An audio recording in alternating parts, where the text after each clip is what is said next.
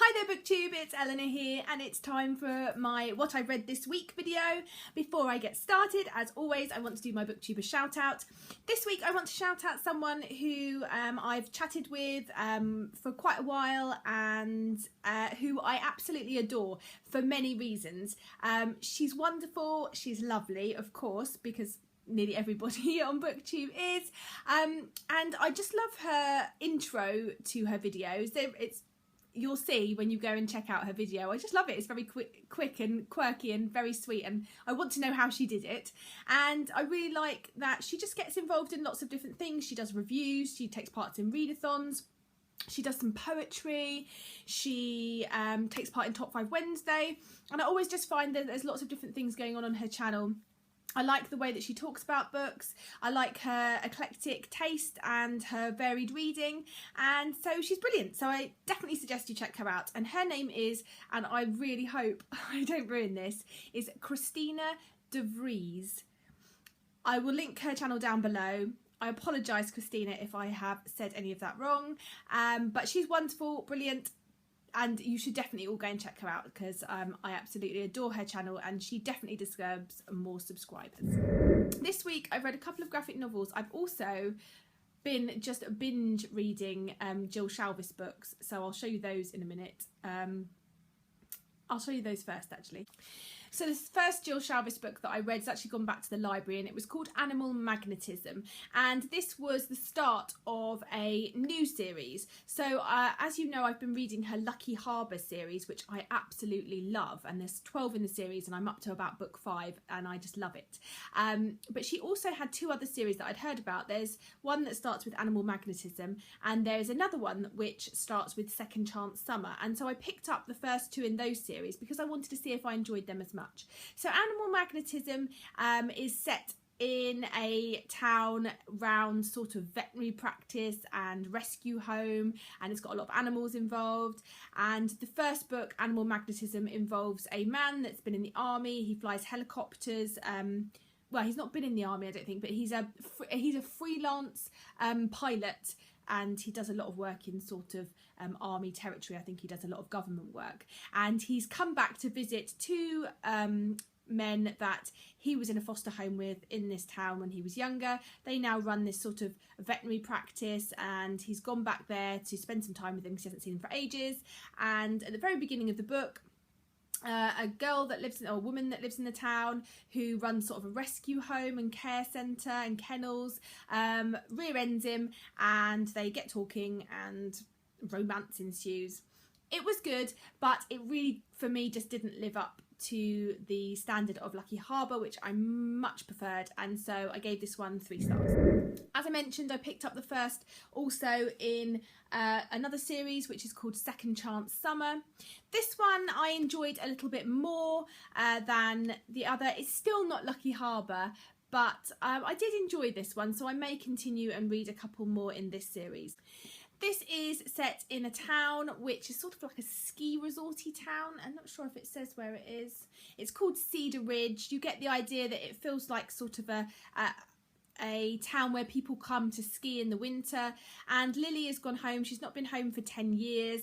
We find out why and the reasons why as the story progresses. But she's come home. She's working in the local beauty salon, which is part of one of the ski resorts. The ski resort is run by a family, of which one of the men in the family is an ex-flame, and he is now a very sexy fireman. And it's about their relationship. We find out what happened to their relationship. We find out what is happening with them now, and romance and sexual tension and fun ensues, and it was really good. I just think, I don't know, there's something about Lucky Harbour that has really just connected with me, and I've really enjoyed the setting and the characters and the romantic elements that these other 2 have fallen a bit short. So I did enjoy this one more than Animal Magnetism, and I did really like the story, so I gave it 4 stars, but Lucky Harbour is still it for me. Next up, as I mentioned last week, I am getting back into Chew, which I read the first couple of volumes a few years ago,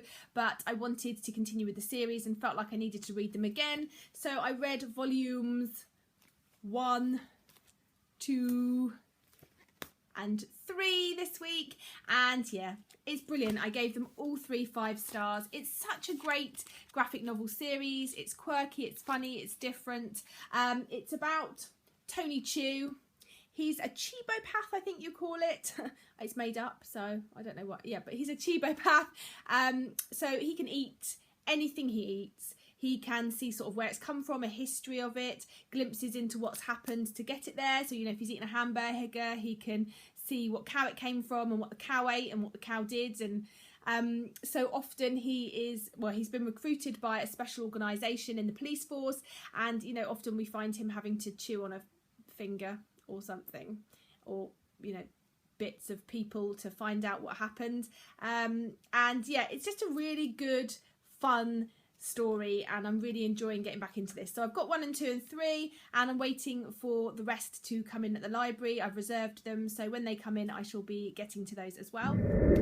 Next, I moved on to my Booktuber recommend book for this month, which, if you watched my September TBR, you'll know was Way of Kings by Brandon Sanderson, which is a massive 1,000 pages, and I thought it was going to take me forever, and it did take me a couple of days to get into this, and it was a bit slow for me at the start, and then I had my full day off, as I mentioned, and I just gorged myself on this. I read it all day and all evening, and it was great. I think it just gave me a chance to really get into the story. I would class this as epic, large, but very readable, which is something I find quite often with Brandon Sanderson's books.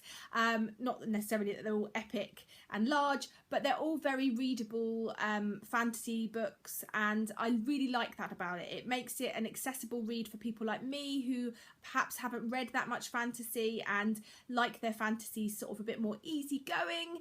It is a complicated plot. We follow a massive cast of characters, but we mainly sort of follow 3 main characters and their arcs, but obviously there is numerous characters within those arcs as well. The main protagonists in this are Dalinor and his son, and they are in the army. They're Right Lord and son, and they are fighting in this epic war that has been going on since the king was assassinated by the Parshendi, which is another sort of race. Shalon is become the apprentice to another woman, and she is doing it for reasons that aren't all that they seem. And then we also follow Kaladin, who is probably my favourite character in this. He is a young man who has joined the army. Something's happened in the army and he now is a slave, and I just really enjoy the progression and the character of him, and I really like the person that he is, and I can't wait to find out what happened in the next one. I think for me, I need to take a little bit of a break and then come back to it, because it was quite a big book, quite a heavy read. There was quite a lot to take in.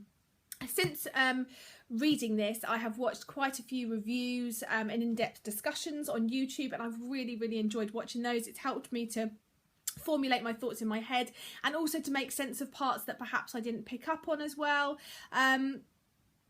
It was really good and I really enjoyed it. It wasn't as epic for me as I think a lot of people have found it, but I definitely enjoyed it, and I'm so pleased I got to it. So thank you, Yamini, for forcing my hand and making me pick this one up, because I would have procrastinated for ages because of its size, but I really enjoyed it, and I gave this one 4 stars.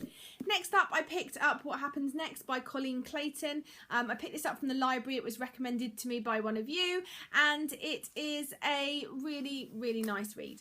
The story is about a girl called Sid. She goes on a school ski trip. She meets a young man on a ski lift. He invites her to a party. She goes along, and she doesn't remember anything of the party. She wakes up the next morning in a strange place alone and doesn't remember anything that's happened. And it's about the aftermath of that. Obviously, people have been looking for her. People think certain things have happened. Her reputation is slightly changed, and she realises, maybe subconsciously, but also I think she knows what has happened, but she doesn't want to admit it to herself or to anyone else. And it's just about her dealing with this situation that has arisen, what has happened to her, and how her life changes because of it. It's trigger warnings. There is some various different no, I don't want to say things that ruining it, but obviously there is triggers for sexual abuse, rape, date rape, drugs, anorexia, trauma. Yeah, there's quite a lot of triggers here, but I definitely recommend this, and I'm so pleased that people recommend on my channel, because I just love picking up these books and then trying them and then finding ones that I wouldn't have found otherwise. So thank you so much. I really enjoyed this one, and I gave it 4 stars. The next pick was again a recommendation from one of you, and it was Weightless by Sarah Bannon. This was an intriguing one to me. You don't get an awful lot from the blurb about what it's about. It's set in a small town in Alabama. You get the feeling in this town that everything's very tight-knit. It's all very sort of claustrophobic. The children are expected to be a certain way, and therefore they put that persona out to the world, but actually underneath there is a whole different thing going on. You know, the preacher's daughter isn't all she seems, and school isn't all it seems, and we are told this story from sort of a bystander's perspective. I really liked in some ways the different way it's written, but I found the first person plural style a little bit jarring, if I'm honest. I just found it didn't quite work for me, but it was an interesting way of writing the story. We follow a girl that has just started a new school. They've moved from New York, so obviously moved from a big town in New York to Alabama, and the bystanders are watching this girl start school. She's, you know, by all accounts very beautiful, and becomes very popular very quickly, starts dating a popular boy who is the ex of another girl who's popular, who doesn't then like this girl, and it follows this story. It's very much about bullying and the effects of bullying, and it's about what it's like to start in a new place, and, you know, trying to fit in or not fit in, standing out, and really sort of the cruelty of children. I'm always amazed for some reason. Like I remember back to being at school, and I was bullied, and I found it very difficult, and I just remember that feeling, and I just can't believe that this still goes on. And as an adult, you look back and you just think, what made people want to make people feel that way? What did it do for them? Did it make them feel better? Did it give them some sense of power? I just, yeah, bullying is a really tender subject for me, and one that I really strongly feel quite passionate about, because it can ruin someone's school experience. And if you're a certain personality, which luckily I'm quite strong and strong-willed and stubborn, and so I got through it. But, you know, for someone that isn't, it can really damage that person forever. And this book really sort of touches on the effects of bullying on someone that perhaps is more fragile than they seem. Someone who is nice and good and refuses to become the person, refuses to push back, I suppose. I did really enjoy this. I think the parts where I couldn't give it more than 3 stars, which is what I gave it, is I just found it a little bit impersonal, and I didn't really feel for the main character as much as I would have liked. I didn't get that feeling of, like, I didn't really feel for her all the way through. There's bits where I sort of, obviously I felt for the situation, but I don't know, there just wasn't something there that connected me with her. So I would definitely recommend it if you want to read a story about bullying, and this sounds interesting to you. But for me, it was a 3-star read, which means it was good, but there was just something in there that I couldn't give it more than that. Then this week I am reading, so these are books that I haven't finished yet, but currently reading. Last Light by Alex Scarrow, which is a buddy read that I'm reading with the lovely Dawn Kurtgich from Writaholic DK and one of her friends. We're doing this via Voxer, and I'm really excited to get to this. It's sort of an adult post-apocalyptic type story. I think it's going to be along the lines of sort of your Andy McNab type books, where it's all very fast-paced action and lots of shooting and government things going on. So yep, I'm reading this one. And also I'm going to be finishing off the Parasol Protectorate series with the lovely Nicole from Dorker Brain this week. And so we'll be reading book 5, which is Timeless by Gail Carragher. And I can't wait to finish this series and see where it goes. And then other than that, I'm just going to be reading books off of my Gallants and my YA Shot shelves. My TBRs for that is my week. Thank you so much for watching. Definitely go and check out Christina's channel. I'll link it down below. And let me know what you've read this week, what you've enjoyed. Have any of you read Words of Radiance, which is the second in the Way of Kings Stormlight archive? Because I'd be really interested to hear your thoughts on that. And I look forward to speaking to you soon. Bye for now, Booktube.